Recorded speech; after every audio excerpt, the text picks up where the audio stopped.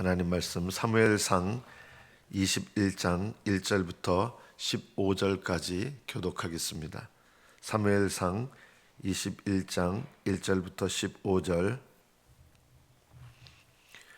1절부터 교독합니다. 다윗이 노베에 가서 제사장 아히멜렉에게 이르니 아히멜렉이 떨며 다윗을 영접하여 그에게 이르되 어찌하여 네가 홀로 있고 함께하는 자가 아무도 없느냐 하니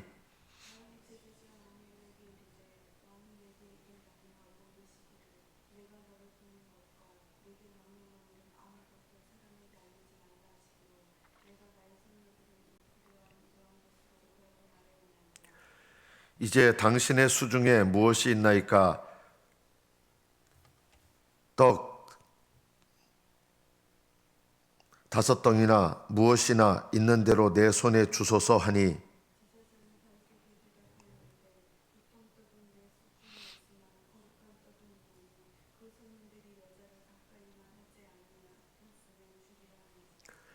다윗이 제사장에게 대답하여 이르되 우리가 참으로 3일 동안이나 여자를 가까이 하지 아니하였나이다.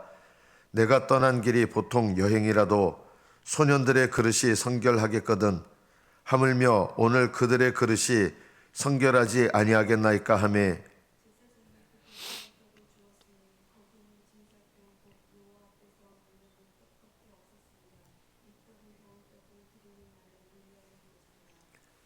그날에 사울의 신하 한 사람이 여호와 앞에 머물러 있었는데 그는 도액이라 이름하는 에돔 사람이요 사울의 목자장이었더라.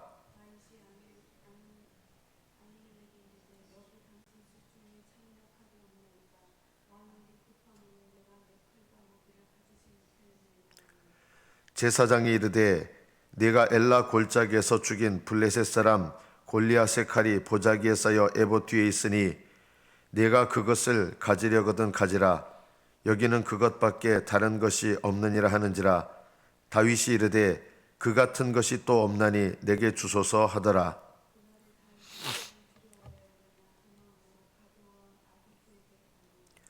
아기스의 신하들이 아기스에게 말하되 이는 그 땅의 왕 다윗이 아니니까 무리가 춤추며 이 사람의 일을 노래하여 이르되 사울이 죽인 자는 천천히요 다윗은 만만이로다 하지 아니하였나이까 한지라.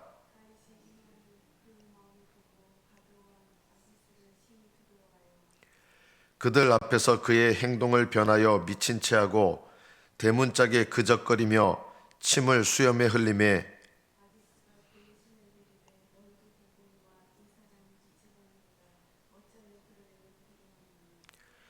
내게 미치광이가 부족하여서 너희가 이 자를 데려다가 내 앞에서 미친 짓을 하게 하느냐? 이 자가 어찌 내 집에 들어오겠느냐 하니라. 여기까지 받들어 읽겠습니다.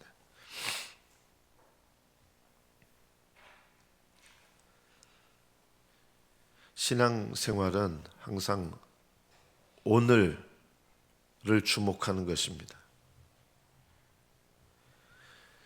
이전의 다윗의 모습은 양치기일 때 하나님을 의지하고 요즘 말로 말하면 아마 다윗은 직접 찬양도 지으면서 찬양을 하고 하나님 마음에 합한 자였습니다.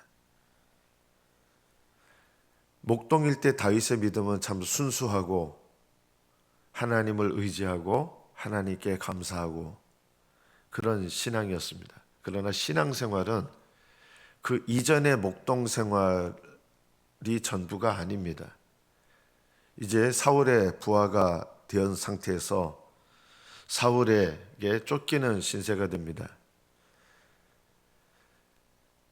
하나님께서 우리에게 항상 오늘이라고 하는 삶의 현장 속에서 우리가 믿음으로 반응하는 것을 배우게 하시는 것입니다.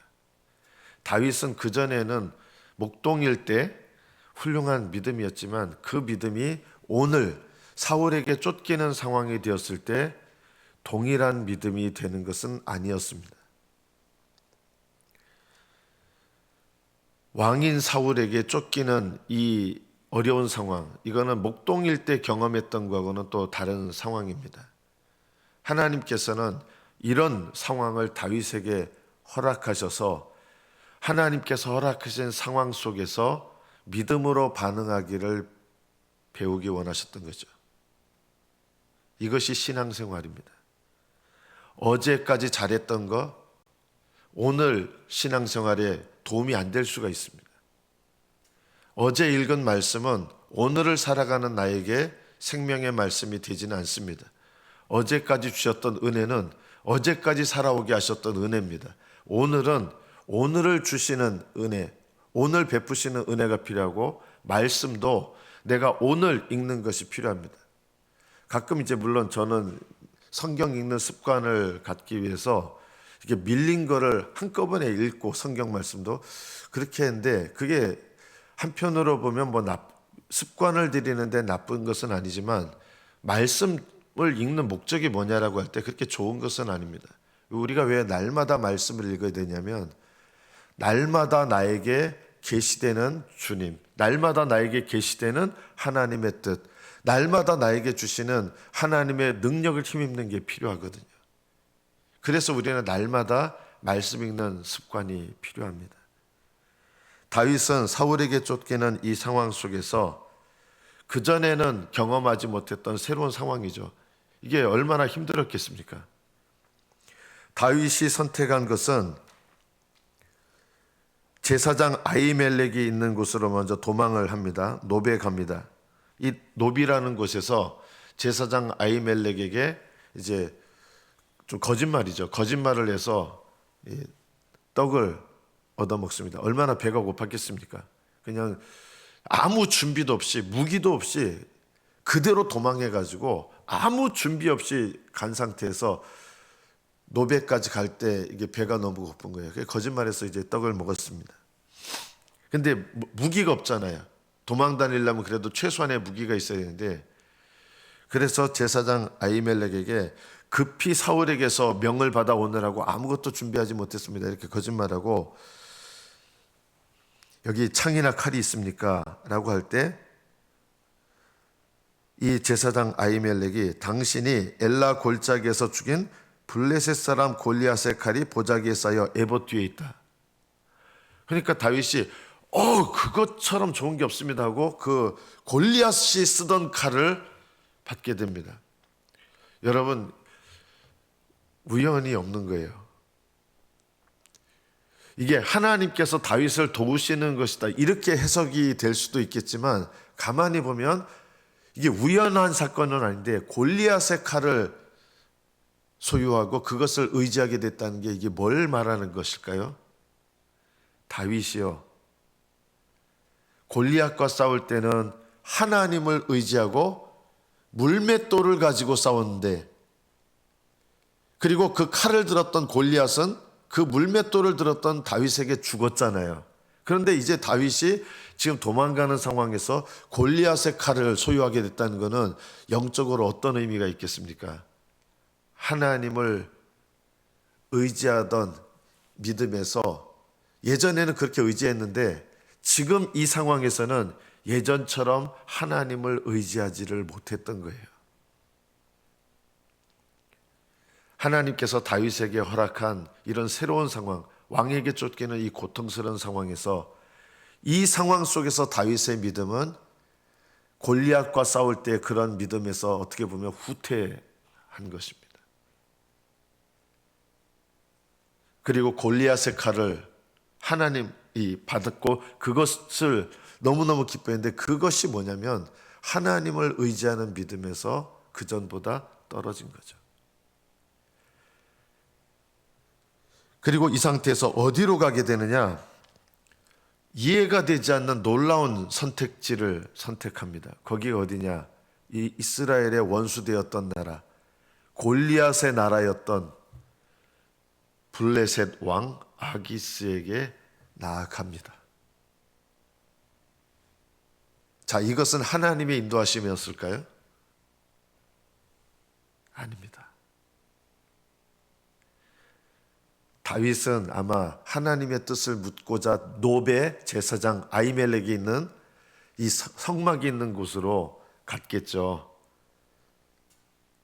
하나님 뜻을 묻고 제가 어떻게 해야 되겠습니까? 이렇게 여기까지는 그래도 하나님의 뜻을 물으려고 했지만 사실은 제사장에게 하나님의 뜻을 묻고 제가 어떻게 해야 됩니까? 이걸 묻지 않았습니다. 처음에는 물으려고 갔을지 모르지만 거기에서 결과적으로 어떻게 했냐? 자기 마음대로 결정을 합니다. 이 다윗의 모습이 우리의 모습인 경우가 참 많습니다. 처음에는 하나님께 묻는 것 같은데 그래서 이제 제사장이 있는 곳으로 갔어요. 근데 제사장에게 제가 어떻게 할까요? 제가 어디로 가야 됩니까? 이렇게 묻는 게 아니라 왜냐하면 거짓말을 했잖아요. 왕이 나한테 이렇게 보내서 급히 와가지고 했기 때문에 제가 어디로 가야 됩니까? 이렇게 물을 수 있는 게 아닌 거예요. 결과적으로 다윗은 자기 거짓말 때문에 제사장을 통해서 제가 어떻게 해야 됩니까? 라고 하는 올바른 질문을 하지 못하고 결과적으로 자기 마음대로 결정하는데 그 결정이 뭐냐? 이미 다윗의 믿음이 다운돼 가지고 하나님께 물어봤으면 절대 가지 않았을 선택지로 가게 되는 거예요. 적국으로 자기가 죽였던 골리앗의 나라 블레셋으로 간 거예요. 이런 다윗의 모습은 하나님께서 이 모습을 통해서 우리 모습을 알려주시는 것입니다. 우리는 시작은 하나님께 묻는 것 같지만 끝은 내가 결정하는 일이 많습니다. 하나님께 물으려고 갔지만 결국은 내가 결정하는 거예요. 그래서 내가 결정해서 어디로 갔냐면 아기스에게 갑니다. 아마 다윗의 생각에는 아기스가 이렇게 해서 자기가 사울에게 쫓겨서 아기스가 자기를 받아줄 거라고 생각을 한 거예요. 그런데 예상하지 못했던 일이 일어났습니다. 아기스의 부하들이 사울은 천천히고 다윗은 만만이라 자기네 나라 사람들을 그렇게 죽인 사람 아닙니까? 이 사람이 당신에게 어떤 동기를 가지고 왔는지 당신이 어떻게 합니까? 하면서 다윗이 오히려 죽게 된 거예요. 그러면서 하나님께서 이 다윗을 버리신 것이 아니기 때문에 그 상황에서 다윗이 어떻게 할까 하다가 미친 사람 흉내를 냅니다. 군대 말로 미친 척 하는 거예요. 수염에 침을 제일 흘리고 골리앗의 칼을 가져왔을 거 아닙니까? 그걸 보고 이 사람이 다윗이다라 생각했는데 침을 찍 흘리고 이런 모습을 보면서 미친 사람이 칼은 어떻게 가져왔는지 모르겠지만 이 미친놈을 데려왔네 하고 화가 나가지고 다윗을 쫓아버리게 됩니다. 어떻게 보면 이 과정이 자기 마음대로 결정했지만 하나님께서 다윗을 버리지 않으셨기 때문에 붙들어 주시는 은혜가 있었던 거예요. 그래서 거기서 도망 나와서 다시 하나님께서 하나님을 의지하는 믿음으로 이렇게 회복시켜 주시는 은혜를 베푼 또 다른 시작이 됩니다. 우리는 이 다윗에게 신앙이 없다 이렇게 비난해서는 안 됩니다. 다윗은요, 그 전의 상황 속에서는 신앙이 뛰어난 사람이에요. 그런데 사울에게 쫓기고 죽음과 내 나이 사이는 발걸음 한 발걸음 사이밖에 안 된다. 이게 너무나 극심한 죽음의 위협 가운데서 하나님 앞에 믿음으로 반응하지 못한 거예요. 하나님께서 다윗에게 이런 상황을 허락하신 이유는 이 상황 속에서 하나님을 의지하기 원하셨기 때문입니다.